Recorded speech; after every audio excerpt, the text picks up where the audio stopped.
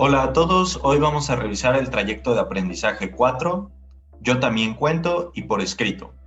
Esto es parte del primer grado de secundaria de la materia de español. Las páginas del libro que estaremos revisando serán de la 64 a la 75. Este es el libro que vamos a estar usando, es de parte de Conecta Más, y pues si lo tienen, pueden seguir las lecturas. Yo también cuento por escrito. Cuando una narración nos atrapa, es porque su desarrollo, los personajes, las descripciones del espacio y el tiempo en que transcurren las acciones son elementos que están construidos de una manera peculiar e interesante, lo que nos obliga a no despegarnos del texto hasta que la historia ha terminado.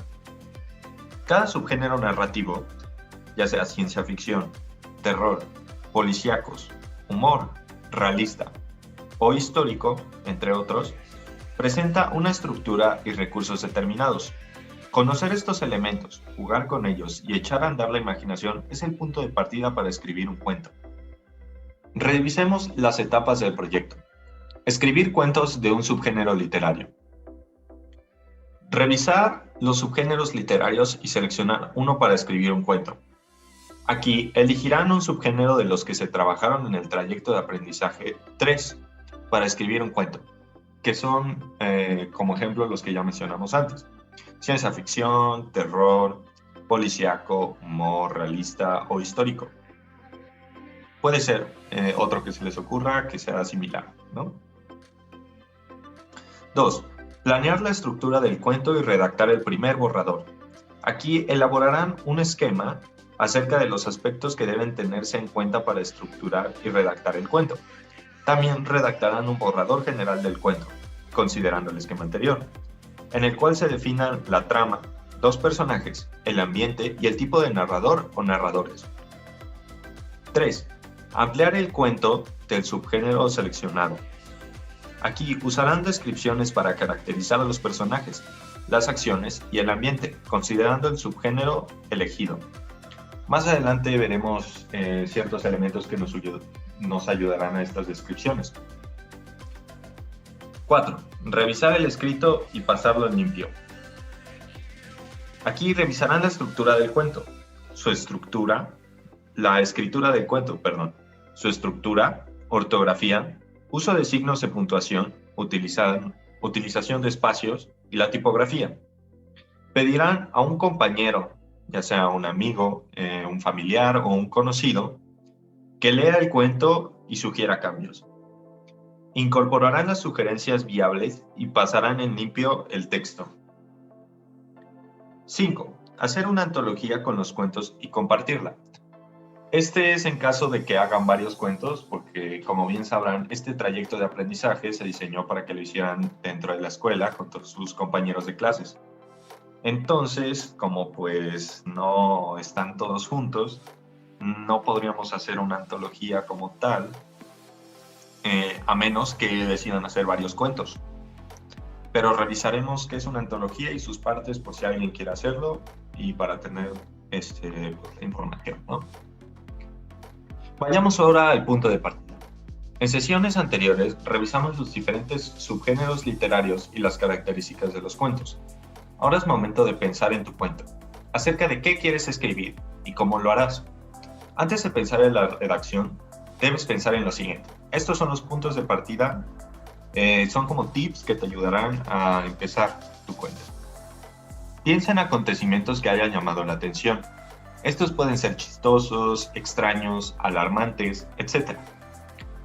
Puedes recuperar anécdotas que te hayan contado y que consideres que pueden recrear en un cuento, aumentando o restando información para hacerlas más interesantes.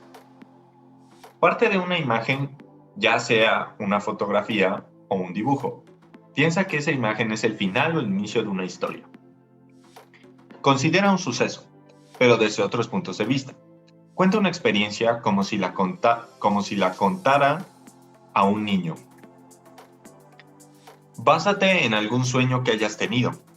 Esto te puede inspirar para recrear personajes, acciones y espacios. Vayamos a la planificación del cuento. Aquí viene esta tabla que nos ayudará a estructurar nuestro cuento nos ayudará en la planificación. Y a la derecha de la tabla pueden ver que es un ejemplo de lo que ustedes llenarían.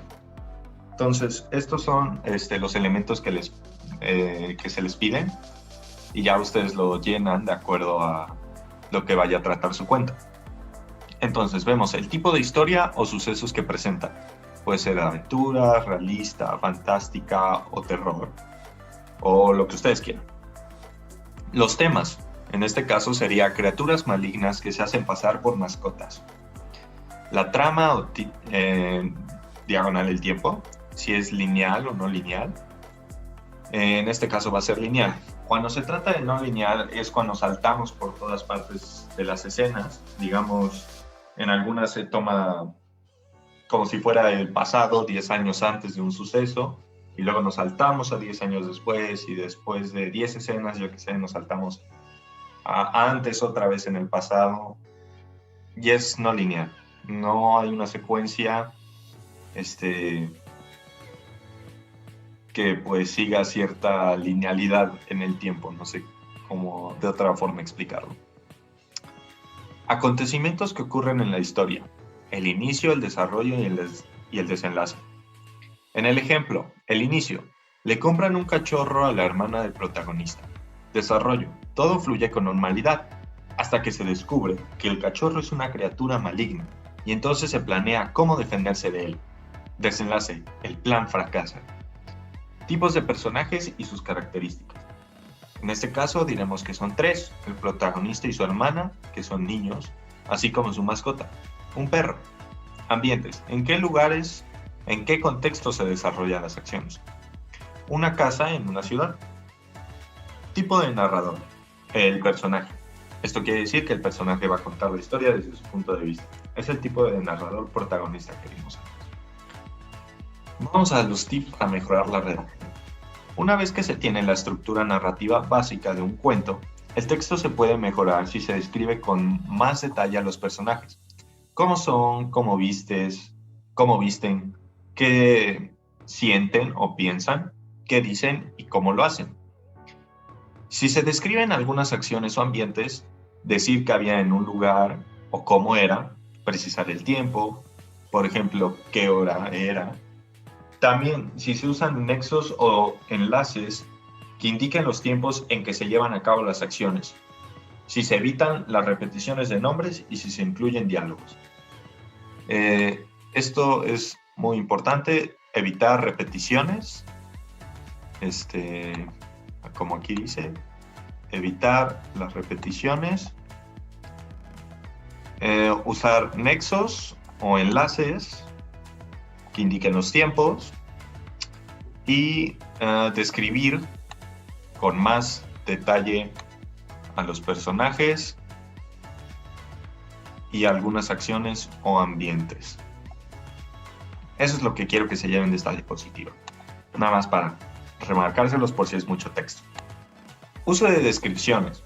La descripción en la literatura consiste en precisar con palabras las características de un personaje, lugar, suceso o cosa para quien las escribe o lea tenga una imagen muy completa de aquello de lo que se habla. Piénsalo de esta forma. Describir es como pintar o fotografiar con palabras. Las descripciones se usan mucho en los textos narrativos, justamente para dar cuerpo y vestir a los personajes, para que el lector sepa cómo piensan o qué sienten en ciertas situaciones, y recrear los sucesos y lugares, de modo que éste tenga una imagen al respecto y sienta como si estuviese en esos lugares. En las descripciones se utilizan con frecuencia adjetivos y adverbios. Los adjetivos y las expresiones adjetivas se usan para enriquecer el significado de lo nombrado, es decir, de los sustantivos, ya que con los adjetivos se hace referencia a las cualidades o defectos de las cosas o personas que se nombran, al número, ya sea el 1, 2, 3, 4, 5, 1000, millones, infinito, al lugar que ocupan en una serie, si sea el primero, el segundo, el tercero, y entre otros aspectos, como en estos ejemplos. Se golpeó contra 2 enormes rocas duras y filosas. Otro ejemplo. Los estudiantes llenos de valor, con inteligencia y una fuerte voluntad, decidieron hacer el examen a pesar del poco tiempo que tenían para prepararse. Piénsenlo de esta forma. Quitemos lo que está en azul. Lo rayamos, lo rayamos. ¿Cómo dirían? Se golpeó contra rocas. Ok, sabemos que se golpeó contra rocas. Pero esto no nos cuenta mucho más allá de lo que fue. No nos ayuda tanto a imaginarnos. Y ahora si nos dicen que son dos enormes rocas, duras y filosas, nos deja una imagen más vívida a nosotros, el lector, para poder imaginar lo que está pasando. Veamos el otro ejemplo. Quitamos lo que está en azul. Los estudiantes decidieron hacer el examen a pesar del poco tiempo que tenían para prepararse. Y como vimos, eso no nos deja tampoco mucha información. Entonces, a partir de eso, no podemos imaginarnos de forma vívida, como el lector, lo que está pasando. Ahora, si nos dices llenos de valor, con inteligencia y una fuerte voluntad, nosotros podemos llegar a imaginar de una mejor manera lo que está pasando y le damos vida a los personajes y la situación. Los adverbios y las expresiones adverbiales se usan para ampliar, enriquecer o especificar el significado de las acciones indicadas por los verbos. El uso de un adverbio o de expresiones adverbiales permite dar información sobre cómo se desarrolló una acción. Estos pueden indicar el modo, el tiempo, el lugar, la cantidad, etc. de la acción nombrada por el verbo. Reía estrepitosamente. Llegó tardísimo. Apareció abruptamente. Lo descubrió poco a poco. Se levantó despacio y con miedo. La consoló con dulzura. Como podemos ver, esto igual nos da solo un detalle, nos permite detallar mejor las cosas, y es lo que queremos hacer. Queremos dar el mayor detalle para que la persona se pueda identificar más con la situación y mejor con los personajes o cualquier otro elemento o ambiente. Cuando se redacta un texto es importante usar un vocabulario variado para no cansar al lector. Esto, recuérdenlo, es importante usar un vocabulario variado. Si usamos repeticiones, el lector se puede cansar y no queremos que se canse. Por eso es bueno usar sinónimos, los cuales son palabras que, aunque se escriben diferente, tienen un significado similar. Por ejemplo, carro y coche o tienda y comercio. También se pueden usar términos o expresiones correferenciales, es decir, expresiones que, aunque son diferentes, aluden al mismo referente. Por ejemplo, en el fragmento, Benito Juárez nació en Guelatao, Oaxaca, y cuando el benemérito de las Américas llegó a la capital, las expresiones marcadas con negritas son términos correferenciales, pues hacen mención al mismo personaje o referente, aunque se escriban de diferente manera.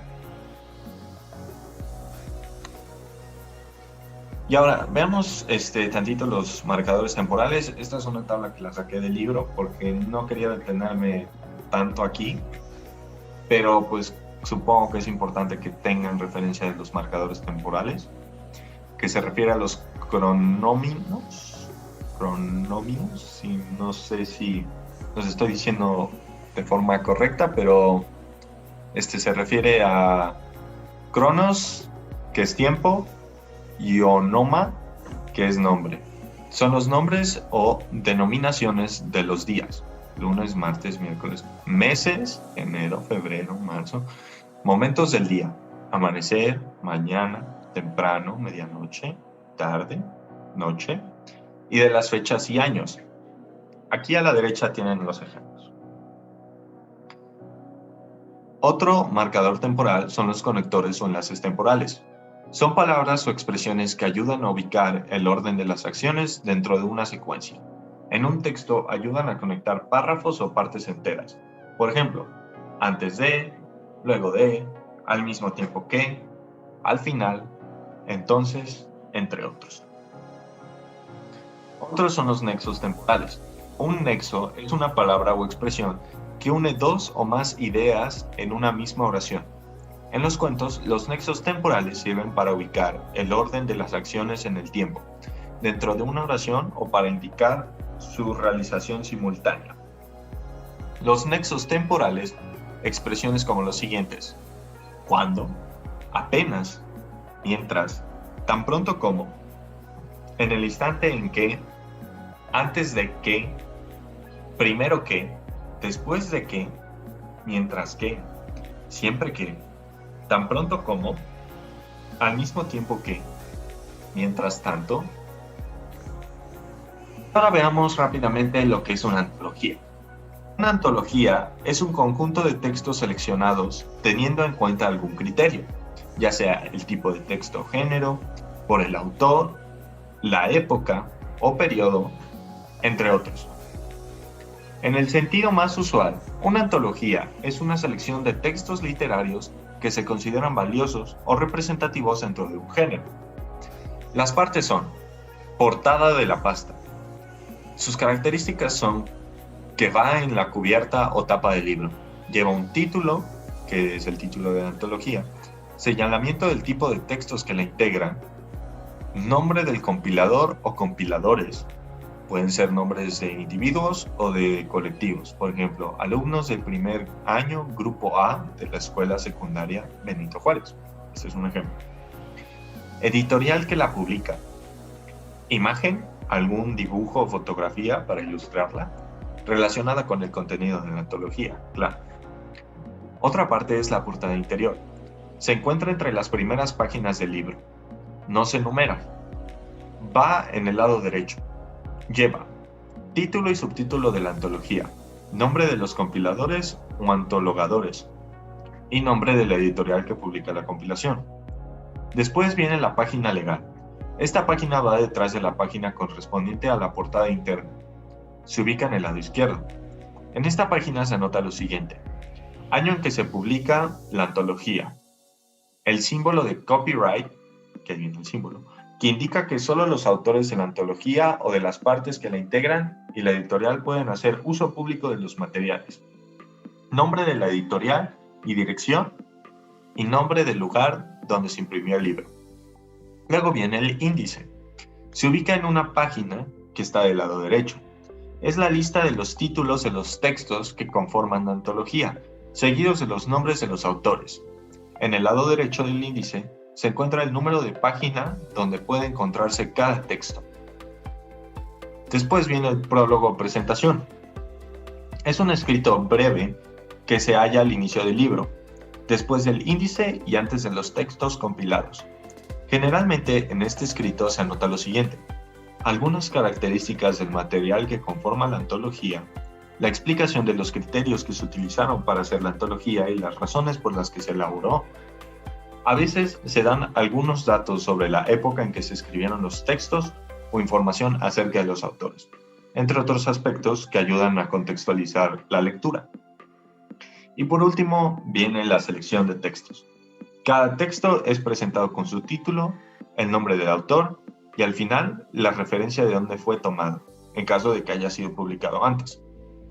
Y bueno, con esto terminamos nuestro tema de hoy, que básicamente se refería a la escritura de un cuento propio. Espero que puedan realizar alguna escritura de un cuento, ya sea un cuento corto, decidan hacerlo un poco más largo, pero me gustaría que sí pusieran en práctica lo que vimos hoy y que se diviertan haciendo su cuento. Con esto yo me despido, nos vemos en el siguiente.